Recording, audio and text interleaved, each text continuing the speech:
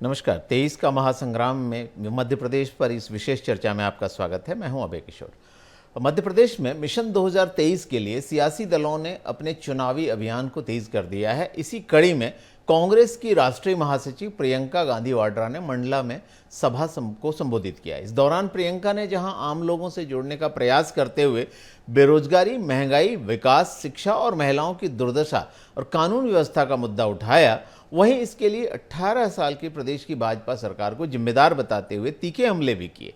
अपने भाषण में उन्होंने प्रदेश में सरकार बनने पर दर्जन भर से अधिक कांग्रेस गारंटी को भी गिनाते हुए उसे पूरा करने का वादा किया। प्रियंका ने प्रदेश में 2018 में बनी 1.5 साल की कांग्रेस सरकार की उपलब्धियों को याद दिलाते हुए जनादेश को धनादेश से बदलने का आरोप लगाया। कांग्रेस की नजर महाकौशल क्षेत्र में पड़ने वाले मंडला में विधानसभा की 3 सीटों पर है। यहां 1990 से अब तक हुए 7 चुनाव में 4 बार कांग्रेस तो 3 बार भाजपा का कब्जा रहा है।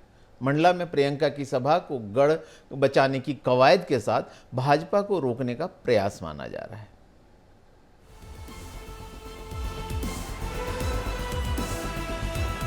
मंडला की सभा में प्रियंका गांधी ने प्रदेश की कांग्रेस सरकार बनने पर कांग्रेस की गारंटी बताई। उन्होंने कहा कि कांग्रेस की कर्ज माफी जारी रखने के साथ 100 यूनिट फ्री बिजली देने और 200 यूनिट बिल का आधा करने का वादा किया।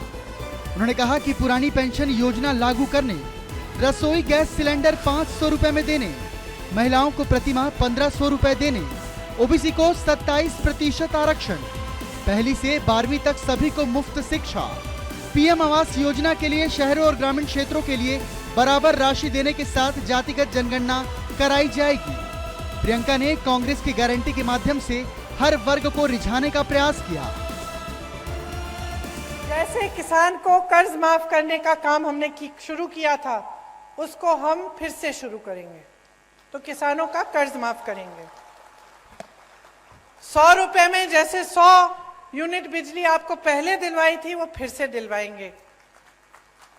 200 यूनिट की बिजली हाफ की जाएगी, बिल हाफ की जाएगी। पुराना पेंशन लागू होगा। गैस के सिलेंडर के लिए जैसे हमने पहले कहा, आपको 500 रुपए में आपको सिलेंडर मिलेगा। महिलाओं को 1500 रुपए प्रति माह दिया जाएगा, आपके खातों में आएगा बहनें।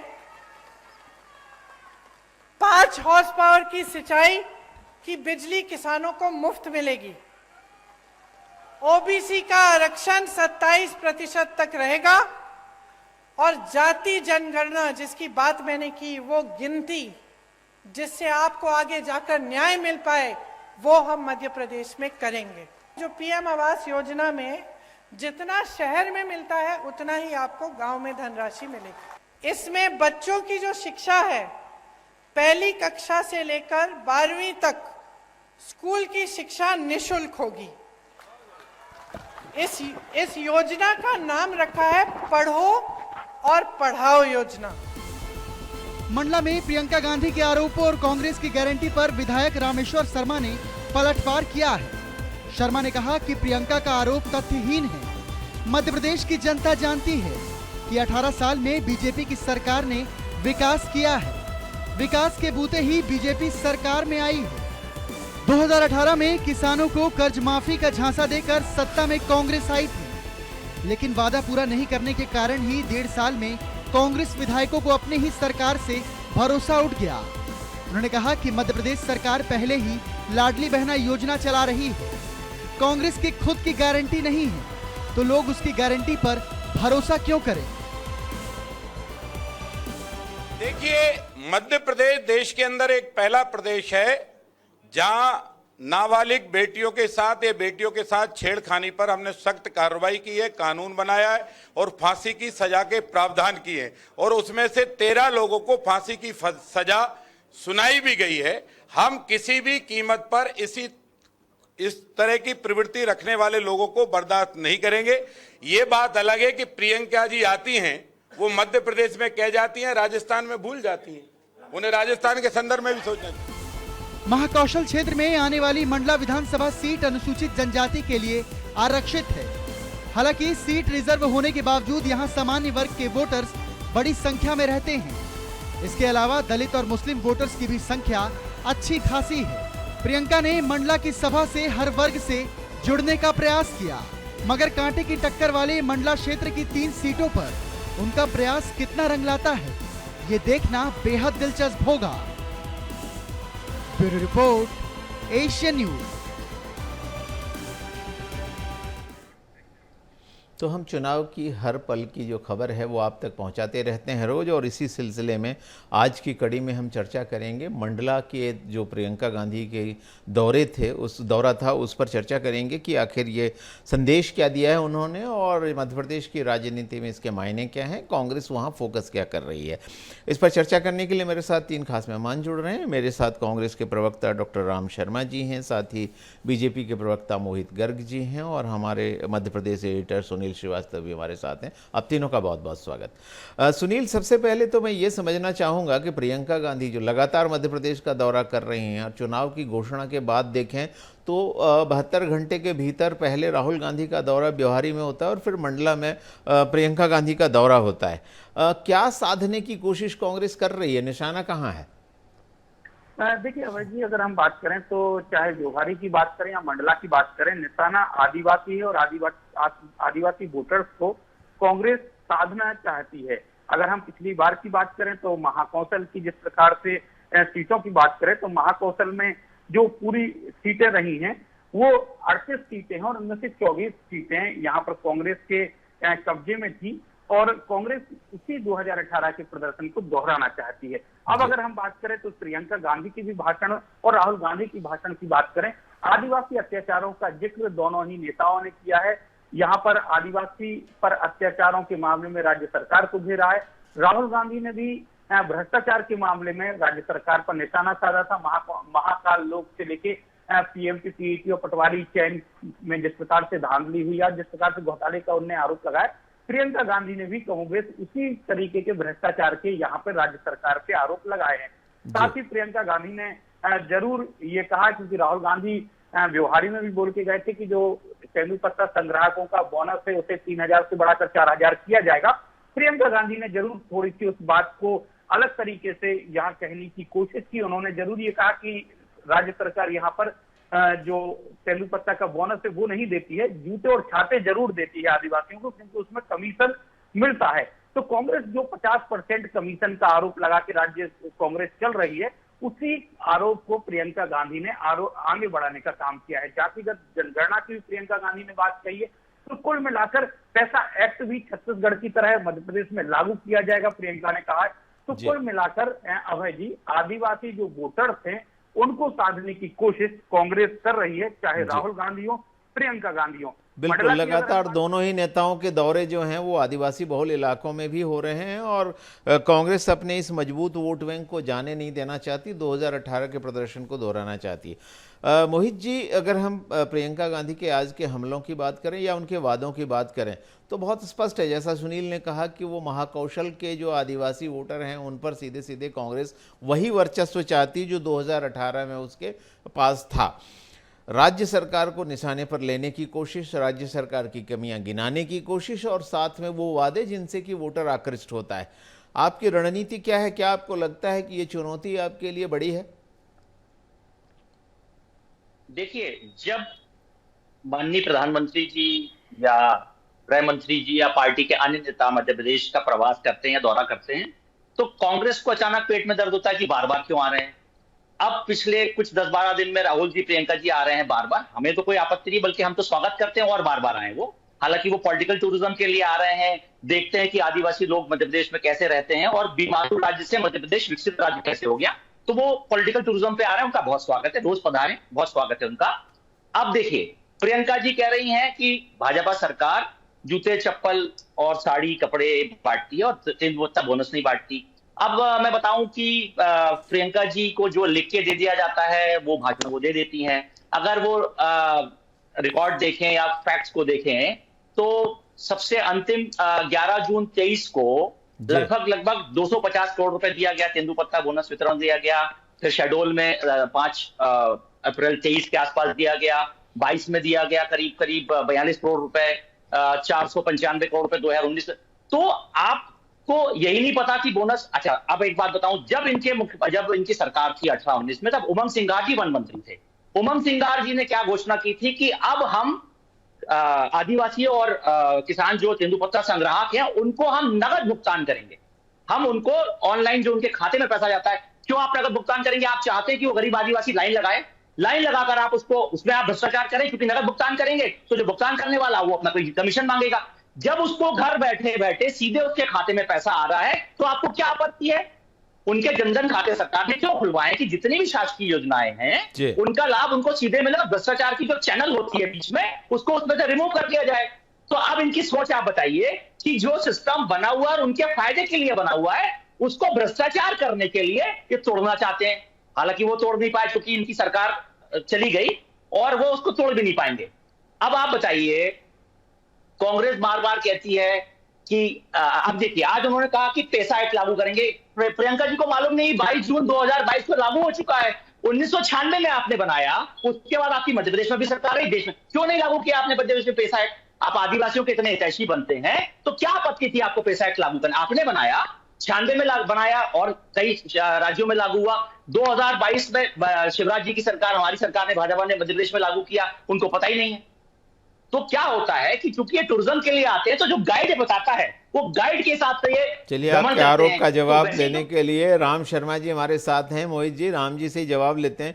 राम जी, सीधा सीधा बीजेपी का आरोप है कि तथ्यहीन जो है वो आरोप लगाए गए हैं प्रियंका जी के द्वारा, और एक नया जिसको टर्म कहते हैं पॉलिटिकल टूरिज्म शब्द का इस्तेमाल बीजेपी कर रही है कि आते हैं, तफरीह के लिए आते हैं, राजनीतिक तफरीह के लिए आते हैं और चले जाते हैं, ग्राउंड रियलिटी से कोई लेना देना नहीं है। क्या कहेंगे आप?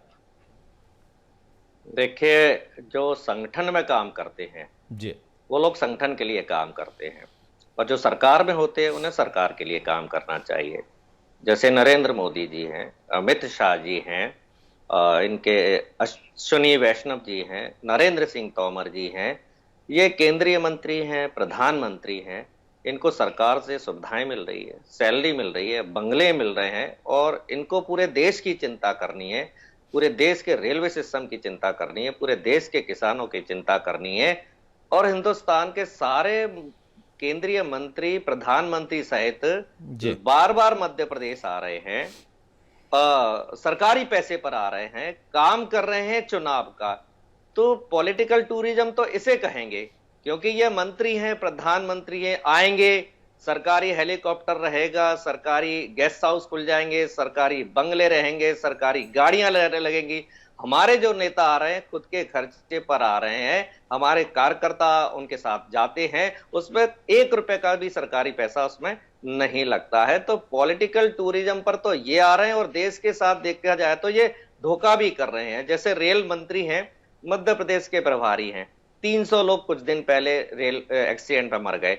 कल बिहार में एक्सीडेंट हो गया, 4 लोग रेल में मर गए, और केंद्रीय मंत्री कहां पड़े हुए हैं? मध्य प्रदेश में, क्योंकि वो मध्य प्रदेश के प्रभारी हैं। अब बात आ जाती है कि जो प्रियंका जी ने क्या कहा, अभी ये कहते हैं कि भाई कांग्रेस ने कहती है कि कैश में काम करें। अब ज्ञान नहीं है, अनपढ़ लोग हैं। मनरेगा कब लागू हुआ है? मनमोहन सरकार में हुआ है ना। कितना टाइम हो गया? करीब 2004-05 की ये बात है मनरेगा की। आज से 15-17 साल पहले मनरेगा का सिस्टम ऐसा बनाया गया था कि सारा लेन देन थ्रू बैंक होगा, 1 रुपया भी कैश में लिया दिया नहीं जाएगा। और जब तक मनमोहन सिंह जी की सरकार थी, ट्रांसपेरेंसी के साथ काम चल रहा था, लेकिन total digitalisation, total bank to bank पैसा ट्रांसफर, उसमें भी ये 50% से ज्यादा खा रहे हैं। जो गांव में मजदूर होते हैं या जो हाजिरी रजिस्टर होता है, जो बैंक में पैसा ट्रांसफर किया जाता है, ये गलत पैसा ट्रांसफर कर रहे हैं, गलत कमीशन खा रहे हैं। जो एक्चुअल में लाभार्थी हैं, जो एक्चुअल में काम करते हैं, जो एक्चुअल में मजदूर हैं, उनके अकाउंट में पैसा नहीं जाता।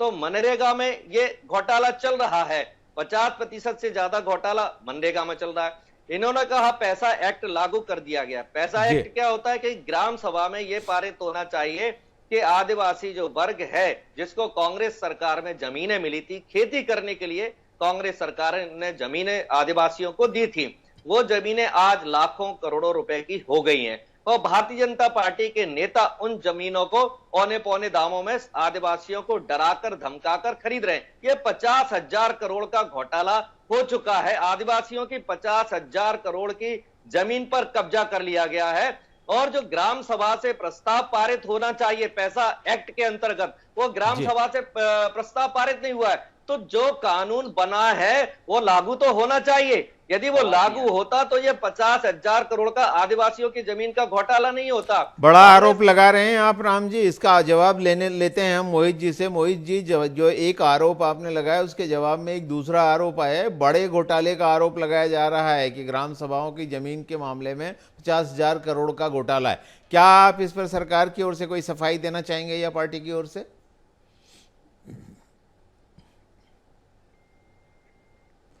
मोहित जी सुन पा रहे हैं? चलिए मोहित जी से संपर्क दोबारा करते हैं। इस बीच सुनील हमारे साथ बने हुए। सुनील, अभी अगर प्रियंका गांधी के भाषण को देखें तो प्रियंका, भले ही कांग्रेस ने पिछली बार भी घोषणा पत्र के बजाय वचन पत्र कहा था, लेकिन प्रियंका गांधी के भाषण में वो तमाम चुनावी वादे दिखाई देते हैं जिसको आधार बनाकर कांग्रेस आगे बढ़ना चाहती है। आपने एक मुद्दा उठाया कि आदिवासियों पर फोकस करना चाहती है कांग्रेस, वो हम देख भी रहे हैं, चाहे वो रानी दुर्गावती की प्रतिमा पर माल्यार्पण करने की बात हो या टंटिया भील की प्रतिमा पर माल्यार्पण करने की बात हो। प्रियंका हर जगह आगे रही हैं। ब्योहारी के इलाके में भी राहुल आए तो आदिवासियों के मुद्दे को उठाया। लेकिन अभी जो घोषणाएं की गई, जो कांग्रेस जिन कोर इश्यूज को अपने वादे के रूप में लेकर जा रही है, उसमें प्रियंका ने एक और जोड़ा है, जो स्टूडेंट्स के लिए घोषणाएं उन्होंने की हैं कि 8वीं तक 500 रुपये, 9वीं 10वीं के छात्रों को 1,000 रुपये और 10वीं 11वीं 12वीं 1,200 रुपये, और इस तरह की जो घोषणाएं करके गई हैं। क्या ये मध्य प्रदेश की फिजा को, मतदाताओं को कांग्रेस के पक्ष में झुकाने में सफल होगी? देखिए अभय जी, कांग्रेस का भरसक प्रयास है कि कोई भी वर्ग या कोई भी इस प्रकार की घोषणा ना रह जाए जिससे कांग्रेस के वोट बैंक में इजाफा हो। चाहे आदिवासियों को लेकर बात करें, आदिवासियों को लेकर भी कांग्रेस लगातार घोषणा कर रही है। यहाँ पर अगर हम बात करें तो महिलाओं को लेकर पहले ही कमलनाथ घोषणाएं कर चुके थे, जिसको कांग्रेस ने आरोप लगाया कि शिवराज जी ने पहले चुनाव की आचार संहिता लगने के पहले कैच किया और वो इम्प्लीमेंट भी कुछ हद तक कर दिया। हालांकि कांग्रेस यही कह रही कि वो 450 में सिलेंडर कहाँ है वो पता नहीं है। दूसरी बात अगर करें, प्रियंका गांधी ने जिस प्रकार से आज कहा है कि पढ़ो और पढ़ाओ योजना, ये योजना कांग्रेस को लगता है क्योंकि बड़ी संख्या में 8वीं तक के जो छात्र हैं और 8वीं कक्षा 1 से 8वीं तक के बच्चों को 500 दिए जाएंगे, 9वीं और 10वीं वालों को 1,000 दिए जाएंगे, 11वीं से 12वीं वालों को 1,500 हर महीने दिए जाएंगे। तो ये बड़ी संख्या में बच्चे हैं और लगता है कांग्रेस को कि इस वर्ग को, इन बच्चों को छूकर आगामी जो आगे का वोट बैंक है उसको तैयार किया जा सकता है। क्योंकि अभी तक मध्य प्रदेश में 12वीं तक जो पढ़ाई कर रहे थे, जो टॉपर्स आते थे, उनको लैपटॉप दिया जाता था। अब सरकार ने स्कूटी दी है, ई स्कूटी दी गई है। तो राजनीतिक दल अभी के वोटर तो ठीक है, अब भविष्य के जो वोटर हैं, जो बनेंगे आगे चल के वोटर, उनकी भी नब्ज पकड़ना चाहते हैं, उनके दिलों में भी जगह बनाना चाहते हैं। और यही ये जो घोषणा है अभय जी, कहीं ना कहीं कांग्रेस को लगता होगा कि लाडली लक्ष्मी जैसा काम कर सकती है कांग्रेस के लिए, क्योंकि शिवराज जी ने जो लाडली लक्ष्मी शुरू की थी वो कहीं ना कहीं एक नजीर बनी थी देश भर में। और यही वजह है कि प्रियंका गांधी को या कांग्रेस को लगता है कि कक्षा 1 से जो 8वीं तक के बच्चे रहेंगे उनको अगर पैसा मिलेगा तो कहीं ना कहीं उनके दिमाग में एक माइंडसेट होगा कि कांग्रेस ने किया है, कांग्रेस की सरकार ने किया है, तो शायद उनको आगामी दिनों में या भविष्य में जब वो वोटर्स बनेंगे तो उसका लाभ मिल सकता है। ये सोचकर इस प्रकार बड़े दूर की सोचिए प्रियंका जी ने। मैं आपको, सुनील आप मीडिया से हैं, आपको ये बात शायद पता होगी, देश के एक बड़े मीडिया पब्लिशिंग हाउस ने कुछ इसी तर्ज पर अखबारों को अपना जो एडिशन है वो स्कूलों में फ्री में बांटने की योजना चला रखी है कि अगर अभी से इनको आदत डाल दी जाए, जब बड़े होंगे तो हमारे अखबार के लॉयल पाठक बनेंगे। और जहाँ तक बात पढ़ो और पढ़ाओ की है, तो मैं अगर आपको 40 साल पीछे ले जाऊं तो एक समय ईच वन टीच वन करके 1980-82 के दिनों में एक योजना भी चलाई गई थी। तो ये बहुत सारी चीज़ें हैं जो आदमी अपने अतीत से सबक लेता है। मोहित जी, आपसे चूंकि संपर्क टूट गया था तो बात अधूरी रह गई थी। जो डॉक्टर राम पांडे जी ने लगाया है आरोप, उसमें उन्होंने 50,000 करोड़ की ज़मीन के घोटाले का आरोप लगाया है और अब ये भी कहा है कि पैसा लागू होता अगर तो ये सब चीज़ें होती नहीं, जो है वो प्रॉपरली इम्प्लीमेंट नहीं हो रहा। क्या कहेंगे आप? मैं हालांकि बीच में डिस्कनेक्ट हो गया था, फिर भी जो सुन पाया था उसमें मैं आप पहले डॉक्टर राम की बात का जवाब देता हूं। जी एक तो ये कह रहे थे कि शासकीय धन का दुरुपयोग होता है, तो जी। मुझे एक छोटी सी बात का जवाब दें। अपने विवाह के पश्चात श्रीमती प्रियंका गांधी जी लोधी स्टेट के सरकारी बंगले में किस हैसियत से रह रही थी, जो कि 22 जुलाई 2022 को खाली करवाया गया? क्या वो सांसद हैं या थी? क्या वो विधायक थी? क्या वो आपकी पार्टी की कोई पदाधिकारी थी? किस हैसियत से उनको मकान दिया गया था, सुरक्षा दी गई थी, वाहन और जो भी बाकी सुविधाएं मिलती हैं, किस हैसियत से? क्योंकि वो गांधी परिवार की सर्विस करती। चलिए, अब ये बात, अभी मैं इनसे बात कर रहा था कि जो डिजिटल पेमेंट की बात हो रही थी, वो बात हो रही थी चूंकि उमंग सिंगार जी वन मंत्री थे, तो जो तेंदुपत्ता वितरण की बात कर रहे थे, ये मनरेगा में चले गए। मनरेगा, और हास्यास्पद बात कर रहे हैं कि जितना पैसा मनरेगा के टाइम मनमोहन सिंह जी के टाइम था, वो डायरेक्ट पेमेंट होता था। डिजिटलाइजेशन तो अभी हुआ है। जनधन खाते 42 करोड़ हमने खोले हैं। ये किसके खाते में पैसा दे रहे थे उस समय भाई? जब खाते ही नहीं थे तो किसको पैसा दे रहे थे आप? बल्कि इनकी योजना में, मनरेगा में अरबों रुपए का भ्रष्टाचार हुआ और ये सर्वविदित है। क्यों? जो आदमी वहां पर उपस्थित नहीं है, उसके नाम के फर्जी रोल बन रहे हैं, फर्जी मत्सर बन रहे हैं। अरबों रुपए की प्रतिवर्ष उसमें वो फर्जीवाड़ा हुआ, भ्रष्टाचार हुआ। जब से जनधन खाते खुले हैं तो जो भी हिताधिकारी है उसके खाते में डायरेक्ट पेमेंट होता है। मैं बात कर रहा था तेंदुपत्ता वितरण की, डॉक्टर साहब बात कर रहे थे मनरेगा, और मनरेगा कितने साल पहले? डॉक्टर मनमोहन सिंह के टाइम की। तो अब ऐसा है, 11 करोड़ फर्जी नाम हमारी पार्टी ने काटे। 11 करोड़ फर्जी नामों की योजनाओं का फायदा किसको मिल रहा था? जो कांग्रेस के जमाने में ऐड हुए थे। किसी ना किसी व्यक्ति के किसी ना किसी व्यक्ति के नाम से विड्रॉ हो रहे होंगे ना नगद, क्योंकि उस समय खाता तो था नहीं। वो 11 करोड़ नाम काटे गए। तो अब सवाल ये है कि भ्रष्टाचार का, करप्शन और कांग्रेस दोनों एक दूसरे के सिनोनिमस हैं, दोनों का नाम सी से चालू होता है। तो कृपया करके कांग्रेस और भ्रष्टाचार की बात ना करें। प्रियंका जी ग्वालियर आई थी, उन्होंने पन्ना पलटाया डायस पे, मैं सूची देती हूं आपको भाजपा के भ्रष्टाचार की, फिर कहती नहीं मिल रही। चलिए कोई बात नहीं, तब नहीं मिली। फिर मोहन खेड़ा आई थी, तब तक शायद ढूंढ लेती। उसके बाद आज मंडला आई थी, तब तक शायद ढूंढ लेती। तो आरोप लगाने के लिए आप स्वतंत्र हैं। आपके आरोप जो है, आपके ऊपर जो भ्रष्टाचार के आरोप है, उसमें बहुत सारों में चार्जशीट है। आपके बहुत सारे नेतागण बेल पर हैं, चाहे राहुल जी हो, चाहे सोनिया जी हो, चिदम्बरम जी हो, राजा जी आपके सहयोगी हैं, राजा जी। तो आपके तो प्रूवन ट्रैक रिकॉर्ड है। हम पर आप भ्रष्टाचार के आरोप लगाते हैं, जिस दिन सिद्ध करेंगे उस दिन हम मानेंगे। तो और आपके पास सूची, तो सूची किसके लिए रखी है आपने? फाइल में लगाने के लिए रखी है। सूची सार्वजनिक करिए। सूची में अगर कार्रवाई नहीं होती तो आप चलिए, आपकी चुनौती, आपने जो चुनौती दी है पूछ ही लेते हैं ना, डॉक्टर राम से पूछ ही लेते हैं। जो आपने कहा है कि जो प्रियंका गांधी जी ने कहा है कि 250 दिन की सरकार ने 250 घोटाले भी किए हैं, 256 घोटाले। क्या आप जनता के सामने उन्हें सार्वजनिक करेंगे? जी, मैं स्वयं घर घर बांट कर आया हूं जी, और ये सूची मेरे पास भी है जी। ठीक है, देखिए आप, तो ये सूची हम लोग घर घर बांट रहे हैं और जनता को इसकी जानकारी दे रहे हैं। अब भारतीय जनता पार्टी के प्रवक्ता को तो जो वहाँ ट्रेनिंग दी जाती है झूठ की, और इनका कोई भी प्रवक्ता हो बिल्कुल तोते की तरह वही बात रिपीट करता है। किसी भी प्रवक्ता को बुला लो, चाहे गर्ग हो या कोई भी हो, वो यही बातें बताएंगे। अब चूंकि ज्ञान की इनको कमी है, मैं मनरेगा को मैंने पूरे अच्छे तरीके से पढ़ा था। मनरेगा में सीधा सा प्रावधान कर लिया है, उसको लॉक कर लिया है, तो ज्ञान का ठेका आपके मैं पास है, फिर तो चला जाता हूँ। फिर मैं ये देखिए, मनरेगा में आपने डिजिटल अब ये पेमेंट फिर फर्जी जैसी बातें करेंगे, बीच में आएंगे। माइक तो बंद करो इनका, तब तो कुछ बात हो पाएगी। आप इनको घंटा भर दे दो बोलने के लिए, कोई प्रॉब्लम नहीं है, लेकिन एक समय पर एक ही इंसान बोले, ये चाहता हूँ। बहुत ज्यादा जरूरी हो तो ये फिर उसमें बोल सकते हैं।